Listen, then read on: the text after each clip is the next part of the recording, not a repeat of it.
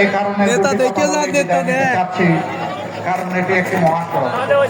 এই সড়কের উপরে জনসভা করা একেবারেই অসম্ভব। আমরা আপনাদের দোয়া চাই।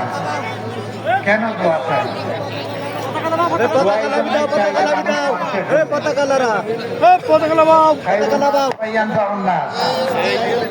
মানুষের মধ্যে সেই উত্তম যে মানুষের উপকার করে, কল্যাণ করে, মানুষকে ভালোবাসে। এরকম একটা সমাজই হয় মানবিক সমাজ।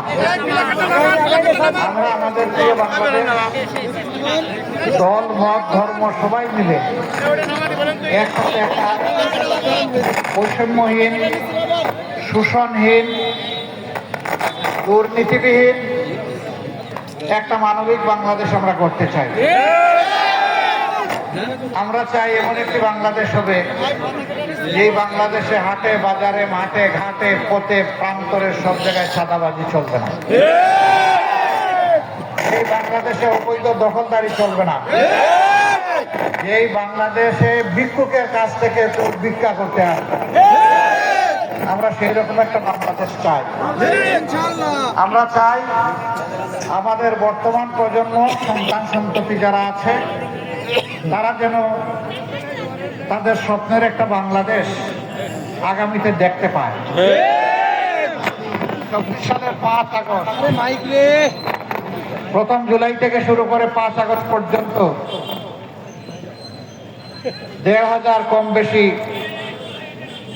এদেশের ছাত্র, তরুণ জনতা, শ্রমিক, ব্যবসায়ী, সাধারণ মানুষ জীবন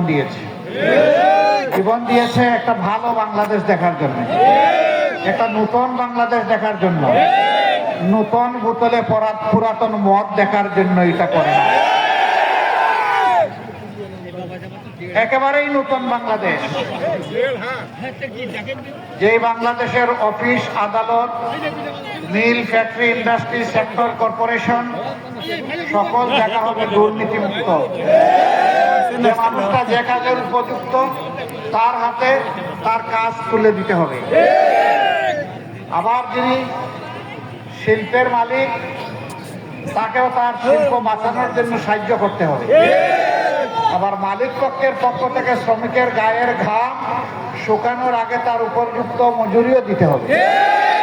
মালিক শ্রমিক এখানে পরস্পরের বিরোধী হবে না, বরঞ্চ পরস্পরের কল্যাণকামী হবে। এইভাবে শিল্পও বাঁচবে, শ্রমিকও আসবে। তাহলে আমরা একটা সুন্দর বাংলাদেশ গড়তে পারবো। আমরা এমন একটা বাংলাদেশ চাই যেখানে আমাদের কৃষকেরা রক্ত পানি করা, ঘাম জড়ানো মাঠের ফসল বিক্রি করে মাথায় হাত দিবে না। আমার খরচ হলো 10 টাকা, বিক্রি করে পেলাম 8 টাকা, আমার লস হয়ে গেল 2 টাকা, এমন যেন না হয়। বরঞ্চ সরকার উন্নত প্রযুক্তির মাধ্যমে মাঠে, ময়দানে যারা মানুষের জীবনকে চালু রাখার জন্য বিভিন্ন কৃষিজাত দ্রব্য, মৎস্যজাত দ্রব্য, পশুজাত দ্রব্য উৎপাদন করবে, আধুনিক প্রযুক্তির মাধ্যমে সেখানে যেন উৎপাদন বাড়ানোর ব্যবস্থা করা হয়। সেখানে উৎপাদন খরচ হবে কম, শিল্পের উৎপাদন হবে বেশি এবং মুনাফা হবে বেশি। আবার বাজার মূল্য মাথায় হাত দেওয়ার মতো হবে না, বাজার মূল্য মানুষের ক্রয় সীমান্ত করে থাকবে। এমন একটা বাংলাদেশ আমরা চাই। বিশেষ করে 1 জুলাই থেকে 5 আগস্ট পর্যন্ত যারা আহত হয়েছে, পঙ্গু হয়েছে, অগ্রাধিকারের ভিত্তিতে এখন তাদের সুচিকিৎসা চাই। কারণ এদের রক্তের উপর দিয়ে আজকে আমরা কথা বলতে পারছি, রক্তের উপর দিয়ে বাংলাদেশের মানুষ শ্বাস ফেলতে পারছে। 15.5 বছর বাংলাদেশের মানুষ শ্বাস ফেলতে পারেনি। সুতরাং তাদের প্রতি কৃতজ্ঞতা স্বরূপ অবশ্যই তাদের সুচিকিৎসা নিশ্চিত করতে হবে। দেশে হোক কিংবা বিদেশে হোক, সুচিকিৎসা নিশ্চিত করতেই হবে। দাবি আমরা করতেই থাকবো এবং এই ক্ষেত্রে একটা দল হিসেবে আমাদেরও যা করণীয় তা আমরা করে যাবো ইনশাআল্লাহ।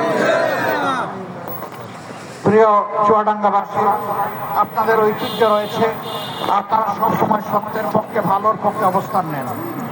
আগামীর দিনগুলোতে আমাদেরকে, আমাদের দলকে, আমরা যাদের সাথে চলবো তাদেরকে আপনারা যদি ভালোর পথে দেখেন, তাহলে আমরা আপনাদের একটু আন্তরিক ভালোবাসা চাই, আপনাদের দোয়া চাই, আপনাদের সমর্থন চাই, আপনাদের সহযোগিতা চাই, যাতে সারা বাংলাদেশের ভালো মানুষগুলার হাতকে একত্রিত করে একটা ভালো দেশ আমরা গঠন করতে পারি। আপনাদের সকলকে অসংখ্য ধন্যবাদ। আল্লাহ এই এলাকার মানুষের সম্মান বৃদ্ধি করে দিন। এই এলাকার উপর আল্লাহ তার রহমত নাজিল করুন। বাংলাদেশের উপর আল্লাহ তাআলা শান্তির ফয়সালা দান করুন। আল্লাহ হাফেজ। বাংলাদেশ জিন্দাবাদ।